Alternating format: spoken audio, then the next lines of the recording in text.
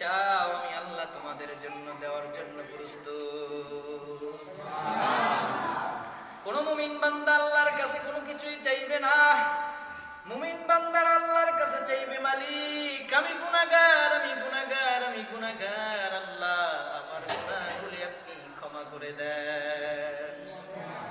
মায়ার নবী রাহমাতুল লিল আলামিন রাত্র জাগরণ করে যখন ভোর রাত্রি উঠলেন, ওঠার পর একজন সাহাবী ছিল ওই রাত্রের খাদেম।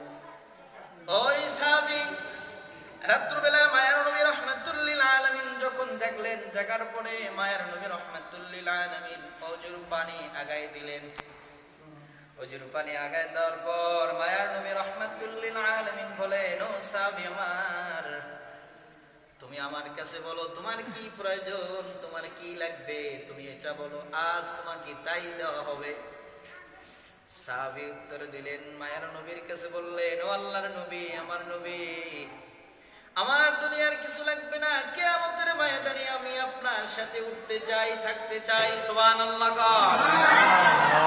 আর যদি আল্লাহ তাআলা যদি আমাদের নবীর সাথে আমাদের সাথে কোনো স্বপ্নে যোগাযোগ করাই দেয়, যদি বলে তোমার কি লাগবে, আমরা মানুষ তো কি খাওয়ালে মানুষ, হ্যাঁ, পাইতে চাই বেশি। আমরা না জানি বলেই ফেলে, আল্লাহ আমার 1 তলা বিল্ডিং আছে, আমার 10 তলা বিল্ডিং লাগবে, কই ফালাইতে পারি। কারণ আমরা তো লোভী, আমরা তো দুনিয়ার লোভী। কিন্তু দুনিয়ার লোভী এই লোভ করা কোনো লাভ হবে না। একটা লোভ করা লাগবে, সেই লোভটা হলো ইবাদতের লোভ করা লাগবে। কিসের লোভ করা লাগবে? আমলের লোভ করা লাগবে, নেক কাজের লোভ করা লাগবে। ঠিক কি ঠিক না? জান্নাত পাইতে হলে নেক কাজের লোভ করা লাগবে। জান্নাত পাইতে হলে দুনিয়ার লোভ করলে কোনো মানুষ জান্নাতে যাইতে পারবে না। নেকের লোভ যেই বান্দার অন্তরের ভিতরে থাকবে, নেকের প্রতিযোগিতা যেই বান্দার দিলের ভিতরে থাকবে, ওই বান্দাই কিয়ামতের দিনে হাসরের ময়দানে তার হিসাবটা সহজ করে দিয়ে জান্নাতে যাইতে পারবে। ঠিক কি ঠিক না?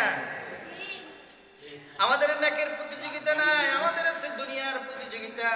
দুনিয়ার ভিতরে কি কার উপরে উঠতে পারি, কি কার উপরে যাইতে পারি, এই প্রতিযোগিতা আছে না। আমলের প্রতিযোগিতা। কিসের প্রতিযোগিতা? নেক কাজের প্রতিযোগিতা করা লাগবে যদি জান্নাতে যাইতে চাই। ঠিক কি ঠিক না? নেক কাজের প্রতিযোগিতা কিভাবে করব? আরেকজন মানুষ যে নামাজ পড়তে যায়, ওই নামাজে দেখে মনের ভিতরে যদি একটু হিংসা আসে, ওই ব্যক্তি নামাজে যাইতে পারে, আমি কেন যাইতে পারবো না, এইটি একটা প্রতিযোগিতা হয়ে গেল। মনের ভিতরে তাকওয়া অর্জন করে ওই ব্যক্তি, ওই বুড়া, ওই যুবক, ওই জওয়ান যদি নামাজের দিকে যাইতে পারে, আমি কেন পারবো না, আমিও নামাজে চলে যাই। সুবহানাল্লাহ। এগুলো একটা প্রতিযোগিতা। কি আপনাকে তো শয়তানের পিছনের দিকে টানে, শয়তানের পিছনের দিকে টানে। শয়তানে চায় না যে কোন মুমিন বান্দা নামাজ পড়ুক, শয়তানে চায় না কোন ইমানদার বান্দা নেক কাজ করুক, শয়তানে চায় না যে কোন বান্দা জিকির আজকার করুক, শয়তানে চায় না যে কোন বান্দা কোরআন তেলাওয়াত করুক। শয়তানে চায় এটা না, এটা শয়তানে চায় না। বান্দারা যে ইবাদত করবে এটা শয়তানে চায় না। কারণ তো শয়তান আল্লাহ তাআলার দরবারে ওয়াদা নিয়ে আসছেন, আল্লাহ তোমার এই নেককার বান্দাদেরকে, মুসলমানদেরকে আমি একটা একটা করে জাহান্নামের দিকে নিতে থাকবো। আল্লাহ তাআলা ওই সময় বলে দিয়েছেন, এ শয়তান শোন, ওই বান্দা যখন ভুলটা বুঝতে পেরে আমার কাছে তওবা করবে, আমি আল্লাহ ওই বান্দার সব গুনাহ মাফ করে দিয়ে নেক ভরপুর করে দিয়ে ওই বান্দাকে আমি জান্নাতে দিয়ে দিব।